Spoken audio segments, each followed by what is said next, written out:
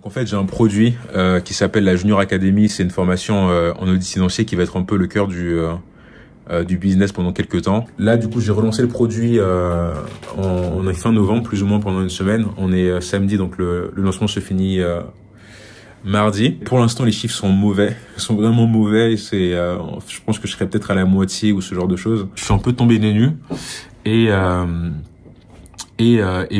putain, il faut que je trouve une solution, quoi. Et cette semaine, je t'avoue que c'était un peu la déception parce que les chiffres sont pas bons du tout en fait pour la Junior Academy. Le lancement, il a fait, j'ai pas encore fait les comptes, mais je crois qu'on est à 20 ventes, alors que le dernier lancement, il était à 30 ventes. Et je t'avoue que je suis tombé des nues parce que j'ai pas compris. En fait, quand j'ai vu ça, même sur le premier lancement, je me suis rendu compte que franchement, pour que ça fonctionne, il faut vraiment aller beaucoup plus vite, beaucoup plus loin. Il faut qu'on considère qu'on est dans une phase de chasse. Moi, je disais qu'il y a deux phases. La phase où on chasse pour avoir du gibier et la phase où on digère. Donc là, continuons sur ces prochaines semaines à chasser comme pas possible, oui. à publier du contenu, à aller chercher les clients un à un. Et dans quelques mois, quand on sera bien opérationnel, on va pouvoir s'occuper des petits pourcentages qu'on peut grappiller à gauche et à droite. TJ on I want the squeeze, you know. If it's a problem, nigga, let me know. Yeah, let me know, nigga, let me know. Yeah, nigga, let me know, nigga, let me know, let me know. Yeah, I'm fucking the clitoris. Yeah. These niggas be talking that gibberish. Yeah. Bitch, I'm Squidward fit. Lot 19, I'm killing it. Play with the game, yeah. Then we spilling your chitlins. She give me brain, yeah. She eat the dick up like some M&M's. Reaper the synonym. Pussy niggas is my antonym. Calling cop and plea, we can't answer him. Smoking that geeky in Amsterdam.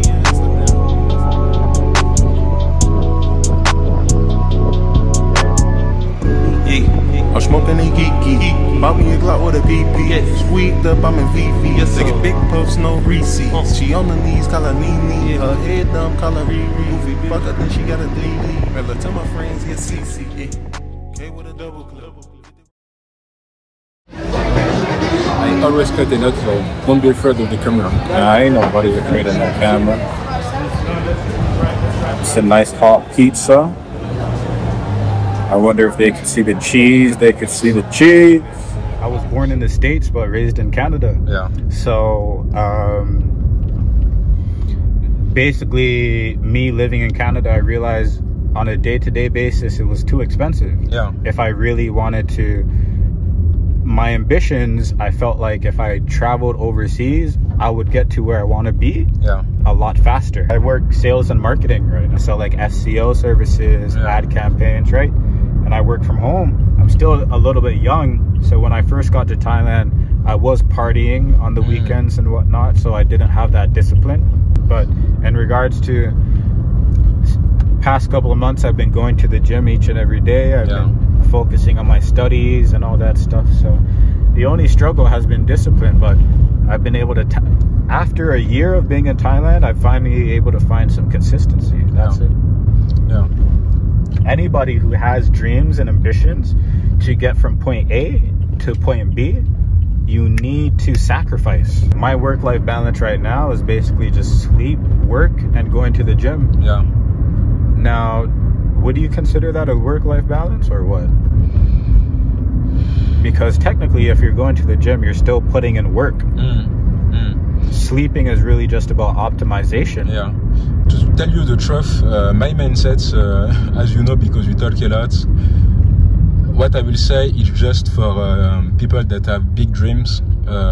We don't have to take care too much about work-life balance. Yeah. I know that you are not fully agree with this. I know that a lot of people are not agree with this. But for me, especially when you are between 20 and 30 years old, you have to work your ass off. Thank you. Bye.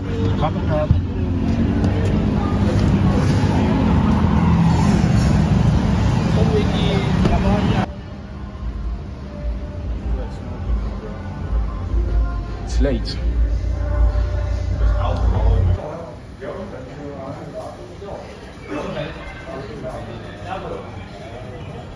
David, what you say about this? Yeah. Just this. Hey. Yeah. You are losing. He's losing 3-0. La chance du débutant, comme on dit. Hein. Son foiré, il a gagné.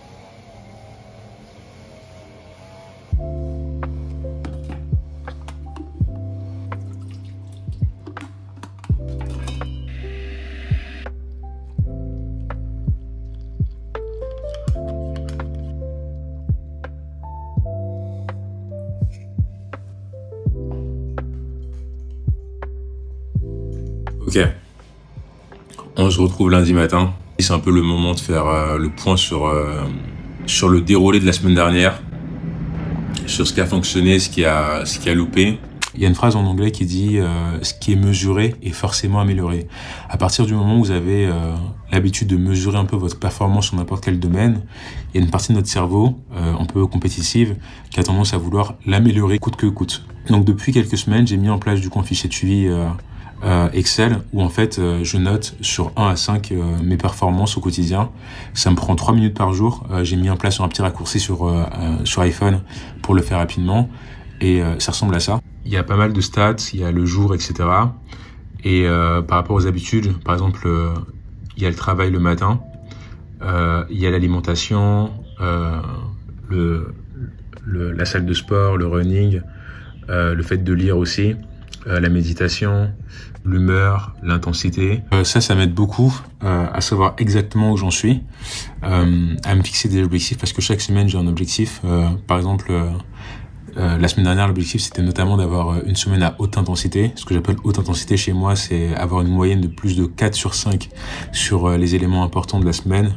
Pour moi, c'est le business, l'alimentation et le sport. En fonction de la moyenne que j'ai sur ces 3 critères-là, je mets une note globale à la fin de la semaine en me disant est-ce que je suis arrivé à haute, moyenne ou basse intensité. Ce que j'attends particulièrement, c'est les périodes un peu plus difficiles où forcément il va y avoir des baisses de motivation et il faudra être capable de performer toujours à plus de 4 sur 5 malgré cette baisse de motivation. Si certains veulent consulter un peu le fichier Excel et faire un peu leur propre suivi des habitudes, je vous le mets en description pour que vous puissiez aussi le mettre en place parce que sincèrement ça peut vous aider sur pas mal d'aspects. L'un des problèmes que j'ai actuellement, c'est vraiment par rapport aux messages. Je reçois beaucoup trop de messages en fait sur LinkedIn notamment. J'ai beaucoup hésité parce que c'est un truc où tout le monde me disait bah c'est ouf que tu prennes le temps de répondre à n'importe qui. Et moi j'aimais bien faire ça, sauf que là je suis à une situation où je peux plus le faire. La façon dont je vois les choses, c'est que je me dis une vidéo ça peut aider des milliers de personnes. Une vidéo, ça peut aider 2-3 000 personnes, par exemple. Alors que si je passais mon temps à répondre individuellement aux personnes, je pourrais plus faire de vidéos. Donc, en fait, en termes d'impact, c'est pas intéressant. En termes de business, c'est pas intéressant non plus. Mais pour l'instant, j'ai mis ça un peu en stand-by pour pouvoir me concentrer parce qu'actuellement, c'est un peu une période qui est assez hard. Donc, il faut choisir ses priorités. Et là, c'est une décision que j'ai prise, c'est de réduire drastiquement cette partie-là de mon business.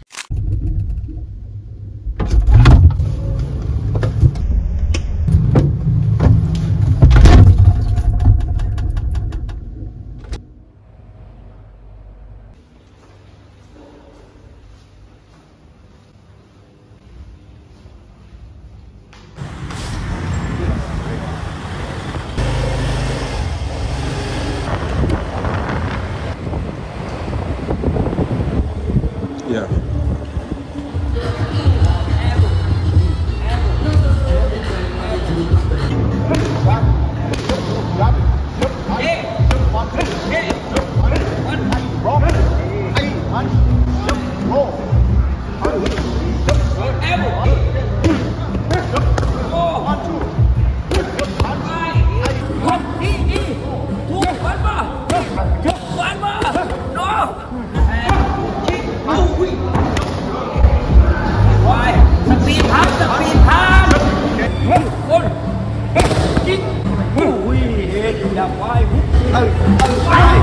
One, two, leave that. Come on.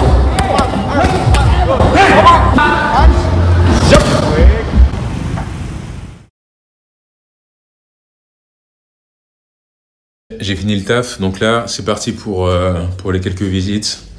J'ai trouvé 2 appartes. Sincèrement, je pense pas que je vais les prendre, mais vu qu'il n'y avait pas mieux, je voulais quand même me faire les dents.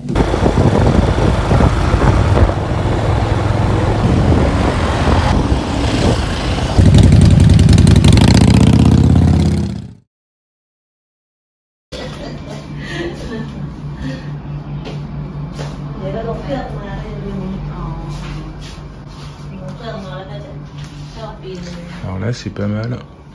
En fait, c'est propre. Hein. C'est ça que j'adore, c'est que c'est propre. Le prix, je crois que c'est 20 000 bahts. Donc c'est, si je dis pas de bêtises, c'est un truc genre 600 €. Donc c'est pas donné non plus. Au Vietnam, je payais un appart qui était à 450 et qui était ouf, qui était largement mieux qu'ici, qui était tout neuf, etc. Donc là, ça fait une vraie diff. Donc, ouais. Bon, la piscine, elle est ghetto. Et la salle de gym, elle est ghetto. Ah ouais. Non, l'odeur, elle est pas bonne du tout.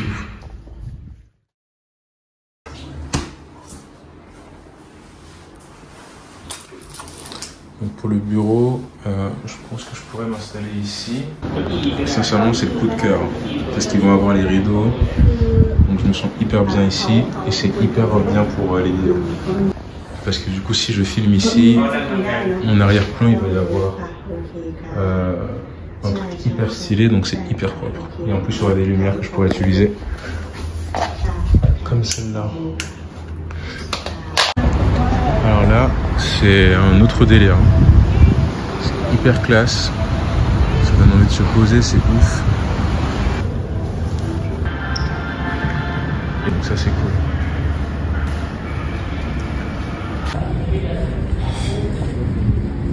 Alors, je sais pas si on est à Dubaï ou en Thaïlande, mais c'est franchement impressionnant. C'est waouh! Les gars, on parle de 700 €, hein, 720 € pour tout ça, quoi. C'est n'importe quoi. C'est Mountain. Yeah, ok. Ça, c'est le plus gros centre commercial de Chiang Mai. Et c'est pour ça que tout le monde aime bien habiter dans ce coin-là. C'est parce qu'il y a ce centre commercial. Donc, franchement, c'est difficile de choisir. On se retrouve le soir. Dans 2 minutes, je vais avoir l'appel avec mon élève. On va commencer par un entretien de simulation et puis on va avoir une session un peu Q&A où je vais répondre à ses questions. Il a un entretien avec Deloitte dans quelques jours. Il est chaud bouillant. Donc, let's go. Alors du coup, bonjour, je me présente. Je suis actuellement en 5e année d'une business school. Je suis spécialisé donc en finance d'entreprise. J'aimerais du coup rejoindre en CDI Deloitte en audit. Que connaissez-vous de Deloitte et pourquoi avoir candidaté chez nous? Pour plusieurs raisons, principalement par sa taille, ses collaborateurs. Beaucoup de personnes avec qui j'ai parlé m'ont parlé de la vie d'entreprise, de comment la vie de l'entreprise est segmentée. La mobilité interne est fortement encouragée au sein de Deloitte. C'est ça aussi qui me fait dire que Deloitte, ce serait pour moi aussi une très grande opportunité. Alors, pour être transparent, si on prenait un peu de recul, pour les sujets de mobilité, d'organisation, de potentiel de partir à l'international, vous avez conscience que c'est forcément le cas pour la majorité des grands cabinets. Oui. Donc vous avez réellement, encore une fois en essayant d'être le plus transparent possible, est-ce que vous aviez réellement une raison particulière de candidater chez nous au-delà des personnes que vous connaissez et de la taille intrinsèque de tous les grands cabinets? Je pense que aussi la formation continue qu'offre Deloitte. C'est aussi une similarité qu'on a avec nos concurrents. Je sais pas. Ok. Pour le c'est noté. Si vous le permettez, j'aimerais qu'on échange quelques mots en anglais. Do you remember why at the beginning you wanted to practice MMA, for example? Yes, it's to learn about myself, to learn self-control, and to be proud of me, like to say that I can do something that I never make in my life, to learn something new. Ok, bah c'était un bon candidat. Je vais aller faire un feedback, mais c'est le genre de candidat que quand j'avais un entretien, j'acceptais. Tout n'était pas parfait, mais en fait, il y a il y a un truc qu'on peut pas expliquer. En fait, on ressent une sorte d'enthousiasme chez certaines personnes. Chaque personne, en fait, pour réussir, doit avoir un truc à lui. Et lui, son truc qui faisait que c'était intéressant, c'est que même si c'était pas parfait, on sent qu'il est pas encore robotisé, on va dire. Il est pas encore dans le moule. Même si c'est pas parfait, il y a un truc d'enthousiasme. On sent qu'il en veut, qui fait que je pense que ça passera pour lui, quoi. Qu'en as-tu pensé? Compliqué, hein. Mais en fait, de Loat, qu'est-ce que vous pouvez dire sur... Je savais que cette question, c'est celle que j'allais foirer. C'était sûr. Et hier, un peu, j'étais en train de réfléchir et en fait, j'ai comparé Deloitte, PwC et EY. Je les ai mis côte à côte. J'ai regardé, je fais, mais c'est la même chose. Pourquoi? Qu'est-ce que tu veux que je dise sur ça? Et je me suis dit, mais c'est pas possible. La même mobilité, l'inclusion, il y avait les trois, tout était pareil. Ça m'était arrivé, hein. Moi j'avais passé un entretien KPMG à l'époque pour un stage, je l'ai raté. J'étais en face d'un gars qui venait d'une école d'ingé. En gars d'école de coach, tu peux plus ou moins bullshiter, on va dire. Mais en gars d'école d'ingé, quand j'ai commencé à sortir les chiffres de KPMG, que ce qui m'intéressait c'était le nombre de bureaux, le nombre de chiffres d'affaires, la mobilité, il m'a dit, ouais mais attends, tout ça tu peux le dire pour tous les cabinets, pourquoi KPMG? Et là j'étais comme toi, je suis resté bouche bée, tu vois. Et c'est à partir de ce jour-là que je me suis dit que toutes les fois où je passerai des entretiens, je parlerai minimum à 3 personnes pour comprendre, parce que 3 personnes c'est le nombre idéal pour comprendre les patterns, pour comprendre vraiment ce qui se dit par rapport au cabinet, pour comprendre comment est-ce que X cabinet se distingue d'un autre. En termes de feedback, soit l'intonation de voix, comment c'est préparé, les retours que tu as fait, j'ai trouvé vraiment ça ultra pertinent. Okay. Ça m'a vraiment beaucoup aidé. Franchement, ça m'a même beaucoup plus rassuré, même sur le métier d'audit. J'ai même envie de dire que j'ai plus envie de le faire. Encore une fois, merci beaucoup. Je sais pas, merci juste 1000 fois parce que franchement, franchement, ça se voit que tu m'as beaucoup aidé.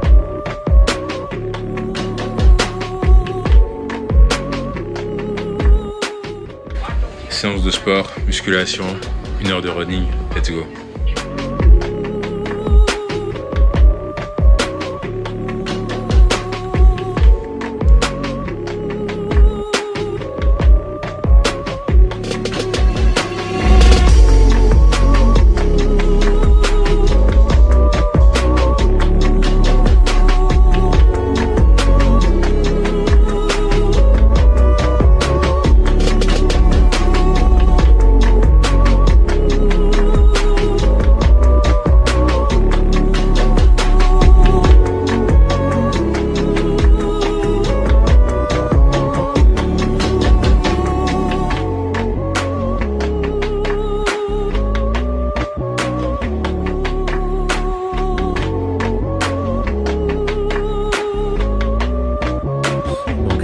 Dora qui est mon bras droit. On propose un service d'assistance web marketing 100% à distance.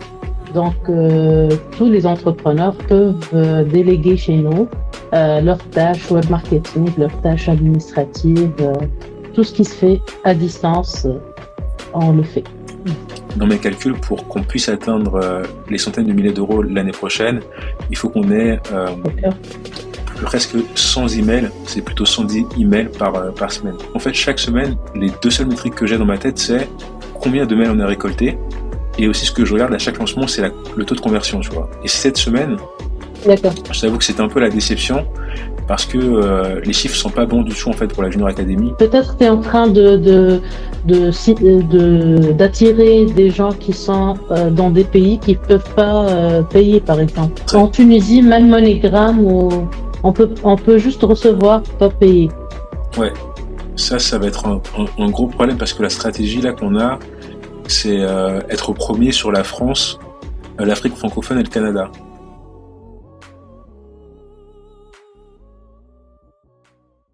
Il y a quelque chose de bizarre qui se passe avec l'audit, et peut-être que tu l'as remarqué. C'est pas étonnant que ça fasse partie des métiers qui attirent le plus de candidats, mais que pourtant, dès que tu cherches à en savoir plus, dès que tu cherches à aller au-delà du contenu purement théorique qu'on t'apprend à l'école ou dans des livres, c'est pas étonnant que personne ne prenne le temps de t'expliquer les choses concrètement. Contrairement à d'autres métiers, comme le M&A, comme le conseil, donne-moi le nom d'une structure, d'une prépa qui est spécialisée en audit financier. Aujourd'hui, j'ai envie de parler particulièrement à tous les outsiders. J'ai envie de parler à tous ceux qui voient l'audit plus que comme un simple moyen de cocher une case sur un CV. Le message que j'ai pour vous, il est simple, c'est qu'à partir d'aujourd'hui, pour chacune des questions que vous aurez sur l'audit financier, vous allez trouver une réponse. J'ai le plaisir de vous annoncer la création d'Audit IQ.